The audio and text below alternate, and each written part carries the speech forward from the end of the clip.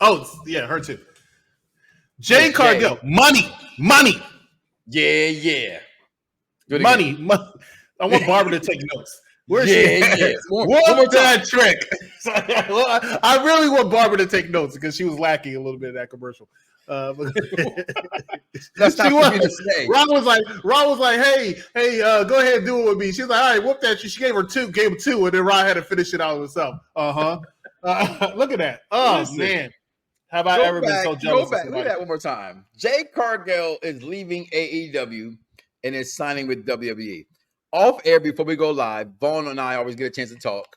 We don't get the chance to talk like we used to talk, but we talk before the show starts. And he goes, "Oh, you like the trade that WWE did?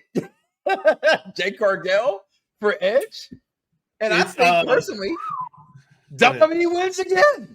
I don't think so. Right? But I can see why you would say that. Because really, if you think about long term, yeah, Jade Cargill has a bright future, hopefully, God willing. Jade Cargill has a bright future. So, yeah, I'll give you that. Yeah. In the long term run, Jade Cargill, because Edge is 40 years old, 49, about to be 50, whatever. But star power wise, no matter how you slice it, Edge is a bigger star than Jade Cargill is at this current moment. Of course he is, and we will talk about Edge in a second.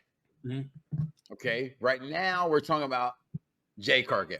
And I got to be who I've always been. That's honest. I said it to you off air, said it to you on air. My wife's listening. My wife likes Jade Cargill. If you have eyes that God gave you or scientists gave you, whatever the aliens gave, whatever it is you believe in, look at it. Duh.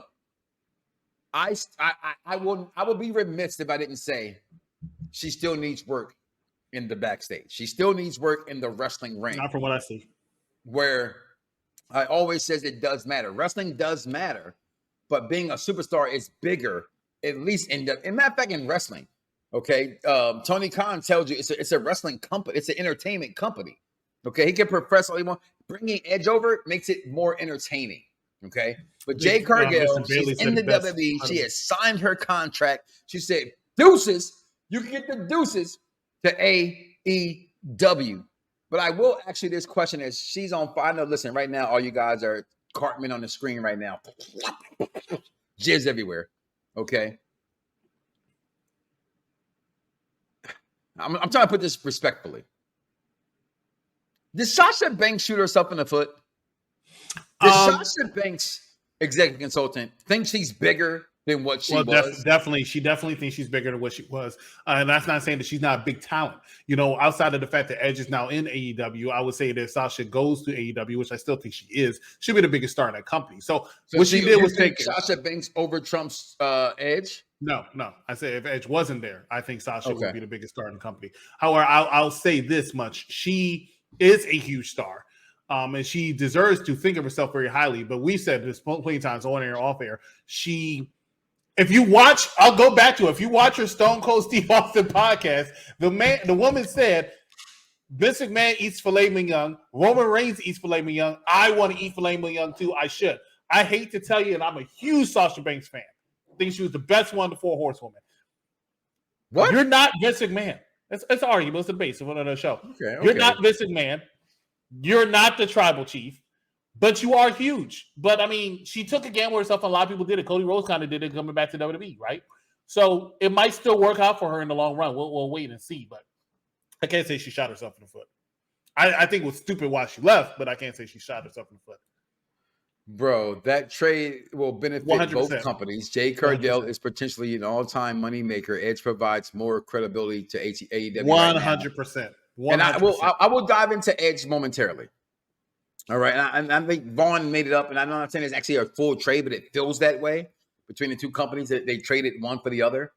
I asked a question on my Facebook page. I asked it right now in the chat.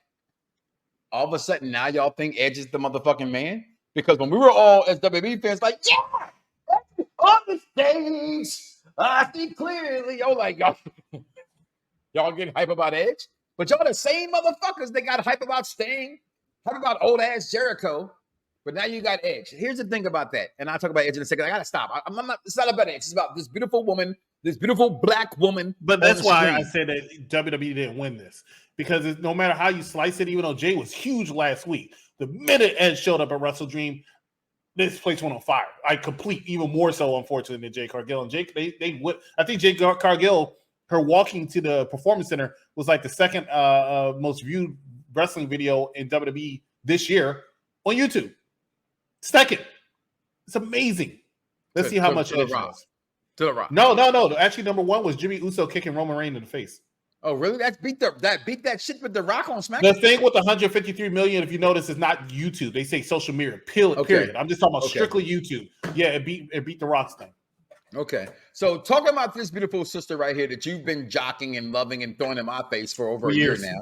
I've been a fan with her before she joined wrestling. Here's what I asked you the question. And here's my thing. There was another wrestling podcast. I won't say their name because frankly, they're not worth it. They're peons to the Knoxxx.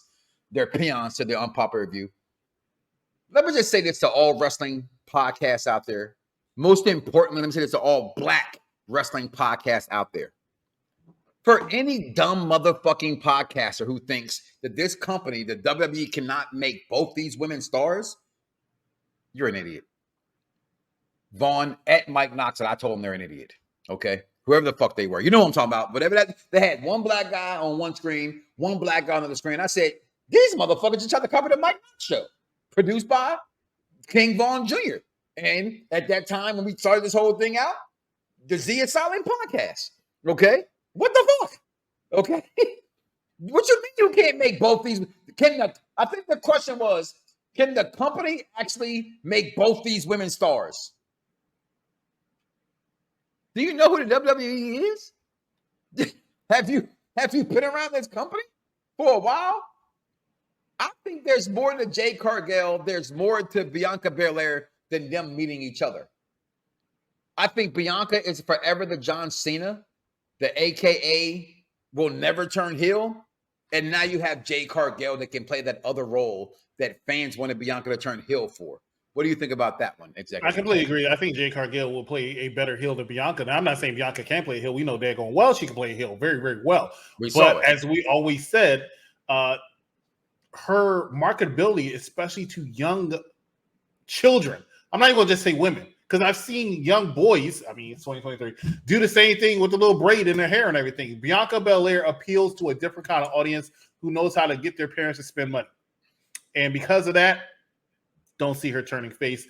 A heel, but to keep her from being stale, I think they probably were entertaining a little bit, but now they got Jade Cargill. And Jade Cargill, as you know from AEW, is that woman. And when she was TBS champion, it was actually more important, despite what people may think, than the AEW Women's Championship. More people were looking at Jade Cargill because Jade Cargill looks like a star. When you see her, you can't help but watch in awe because of her look and the fact she's my future wife.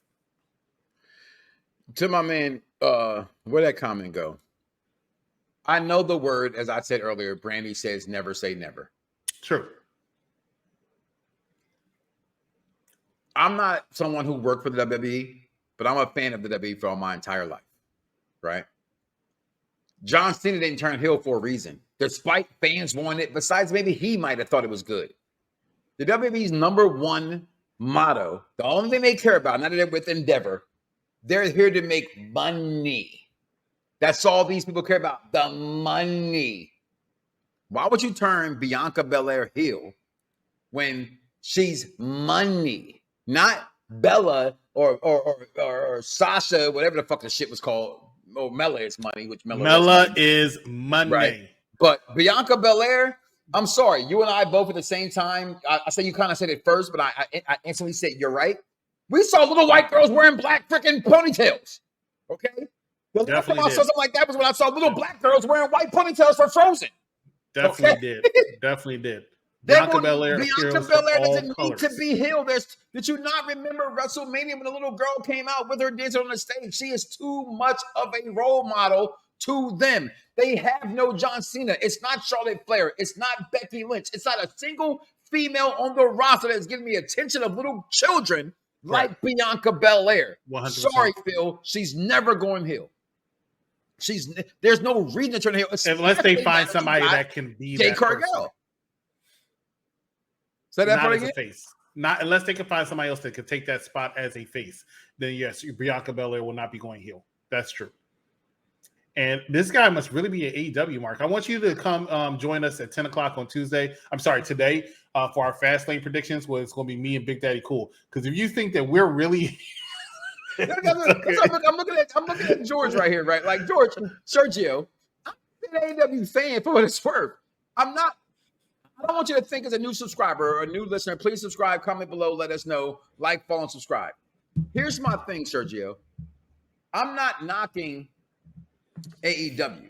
I'm a fan of wrestling being storyline. And I think they suffer in that. And I think especially as someone as an African American, they struggle in that category as well and getting black wrestlers over. Okay, they got except Edge, for Swerve, they got doing Christian, good job. They got enough talent to be great. They got Ray Phoenix, they got Ricky Starks, they got Hangman Page, they got too small, no charisma. In the ring, Darby Allin. They have enough to be great. I'm not putting AEW down. I'm just saying Raw storyline may repeat itself, but at least it's a storyline. AEW storyline never connects. It's like some of you motherfuckers' hairlines. It just doesn't fit. Okay, and at the end of the day. You don't have to listen to me. You don't have to believe me. You can ask Edge. You can ask any wrestler in that company, Chris Jericho. Don't believe my word. Believe the words of the people you admire the most. Okay? Wrestling doesn't exist without storyline, Sergio. That's just bottom line. All jokes aside, there it is. My man Tony chimes in. AEW has the components, but not the direction. AEW fan, my man Phil, AEW fan. I think we all want to see AEW to be successful. That's why I have my problem. Like, as a wrestling fan, yeah, I may lean towards WWE, but I need AEW to be good because if it's like 2K and Madden, I need other companies to come out to that. These shitty ass companies, 2K and Madden, can be better because there's no competition.